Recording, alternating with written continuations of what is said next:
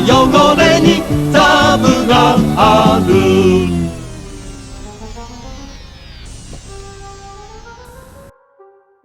In today's story, Adam was faced with a very difficult decision. You know, when we're young, most of our decisions are made for us, but as we get older, well, we want to make more and more of them for ourselves, and that's the way it ought to be. But sometimes we have a real tough one, a real problem, and when that happens, it's a good idea to talk it over with someone else. Talking a problem out with someone else can be a great help.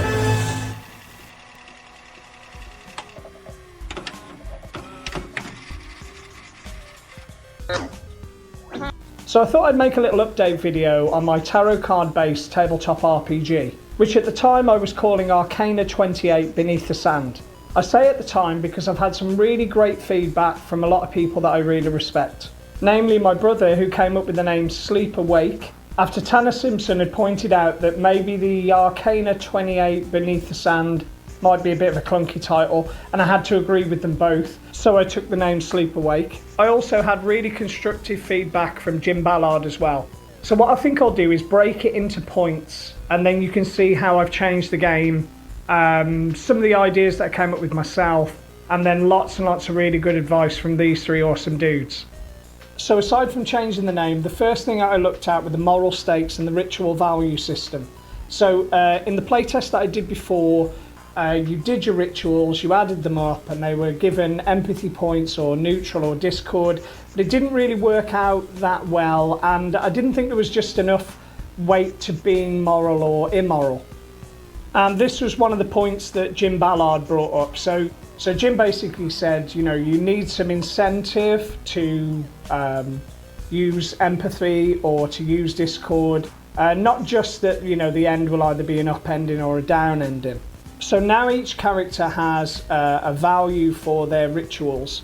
You start off at 0.5, which means that you need to do 2 rituals. If you're not going to interact with anyone and you're not going to take part, you're just going to get on with your rituals, you'll do them all at half value. So making 3 rituals will mean that you'd have to do 6. However, if you do get involved with other people, you can improve your ritual value.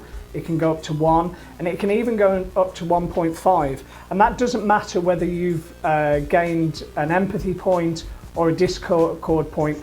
Those are separate. You can just build up your rituals very quickly by doing either the right thing or the wrong thing. And I think this will help to just guide you and all the other characters into interacting. Now, the next thing that I looked at was much more to do with the idea that your character is the mimic. All the others have rituals that they know how to perform, but you don't. And so it's very, very important that you've seen each of the rituals before you can start making rituals. So it's only a small point, but again, it's going to leave you behind. It's going to make you think about doing the wrong thing or the right thing to up your ritual value. Another point that Jim had brought up, which I thought was very valid, is in the previous playtest, if you've seen it, the sword just walks off the board and he doesn't come back. I was really disappointed with that. So Jim put forth the idea that maybe you could have some kind of system, almost like a snooker ball cushion, where they kind of bounce off and they stay within the area. So I gave it a little thought, and what I decided was, once you are in this play area, which is where you all start, it's actually the sleeper's reach, and it's kind of an invisible barrier, a dome around everything, everyone that's in there, and any attempt to leave, the air will kind of thicken, sound will distort, it'll kind of twist your gut, and you'll be spat back out. So the truth is without completing the rituals, you're never going to be able to leave. To go along with this point, I'd also thought that it might be nice to have some little beasties, some little animals that have accidentally walked into the reach and can't get out. But that will kind of be an additional set of rules, and whether or not I'll definitely see that through in the coming playtest, we'll have to see. But the interesting part is, of course, once they've walked in, they can't get out. Now, this next point is the kicker. So Tanner kindly watched the video and gave me some brilliant feedback. But he came up with an idea which I thought was just amazing. So firstly, he was saying, it just being set in the desert might be a little bit limiting for people. Maybe it could be a graveyard, maybe it could be here, maybe it could be there. And then he messaged back a little bit later and he said, no, hang on. He said, I've had to think about this idea of it being in the sand. And he said, you know, did you know that there used to be games, tabletop games, that people would play with actual sand? He said, what if you made a board that was actually sand? So you wouldn't have to do this if you decided you were going to give this a go. But what I've done is I've made a physical tray, and here it is. And I've kind of, look, I've got all this like bloody, there's muscle and bones and things like that underneath. And then I've decided to make kinetic sand. Now, I've decided to make it for a particular reason. And the reason is because I had a look at the prices online for kids' kinetic sand. And it's like £8 a kilogram. So I worked out how many kilograms I'd need. And I need about 4 or 5 to fill this tray and be able to make some little sand dunes. And I don't really feel like spending that money. You cheap bastard! So what I've done is I've had a go at making some, which will be very amusing. I'll show you that in a sec. It kind of did work. But what it led to was, Tanner was saying, wouldn't it be cool if like fragments, a nose, an eye, something like that, rises up out of the sand and then disappears again.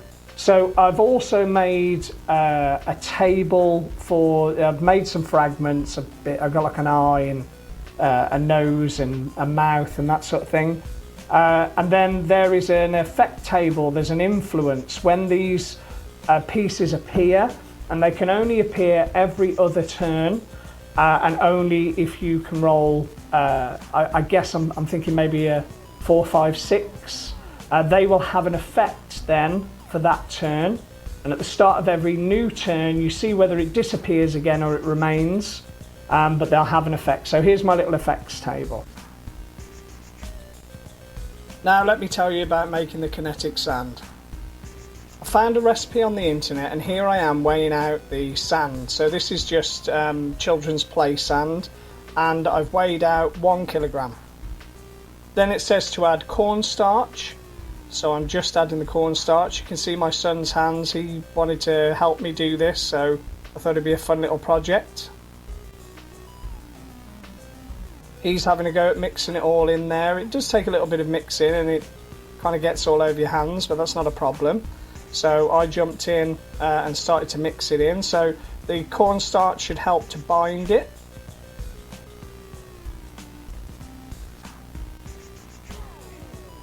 And then we measured out the water. It said to add washing up liquid, so that's in there, and that will help to keep it pliable.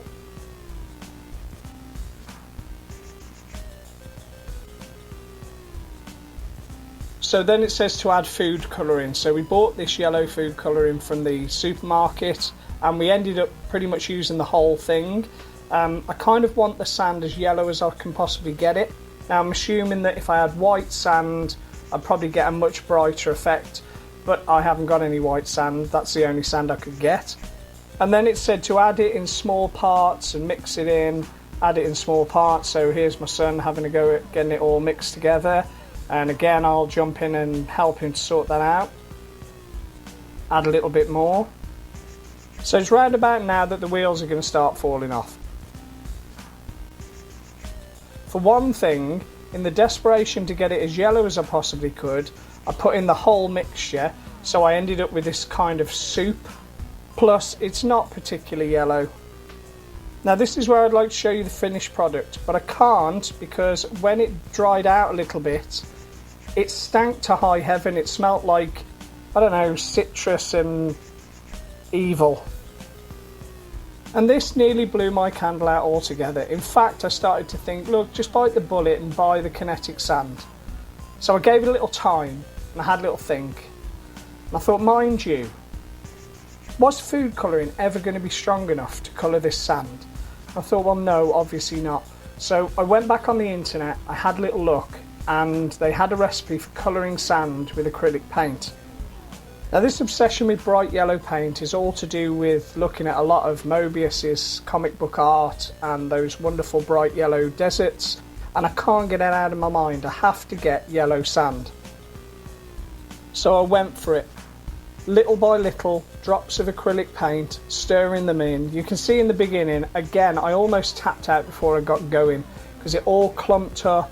I thought this isn't going to work, but patiently, slowly, drip by drip, I kept working it in, and eventually it started to take on that yellow colour. Then I realised I've got to let it dry, and I had this terrible fear that it was all going to clump up, I was going to come back to it and it was going to be useless. But actually, it's not as bright yellow as I'd like it, and I'm wondering whether if I worked on it more, maybe I could get it a little bit brighter. But actually the sand is still really pliable, and I might even sieve it through, and then I should be able to add the cornstarch and the water and the washing up liquid, and I think we're good to go. So if you're still with me, thank you so much. The next video is going to be a play test with the new rules and the kinetic sand and the whole bit. But before I leave you, I did make this crazy little trailer, and this is how I want to finish off the video. So thanks again, and see you soon.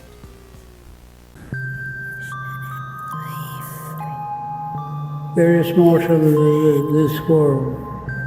Things and seems he called to me amidst my dreams. I walk for miles till here I stand under baking sun and endless sand. 3 others here but know me not, each seeking something long forgot. They dig, they listen, mark the dust, the gentle whispers build their trust. I must watch and wait and try their ways, their steps, their signs, the words they say. But I was shaped of mirrored thought, a hollow echo, now dreaming not. For wake shall I as he must rise, all tangled thoughts, all knots untied. So mark this right, for I remain a shadow cast by borrowed flame. Cards of fate turn on desert's breath, a dance of grace, of hope, of death.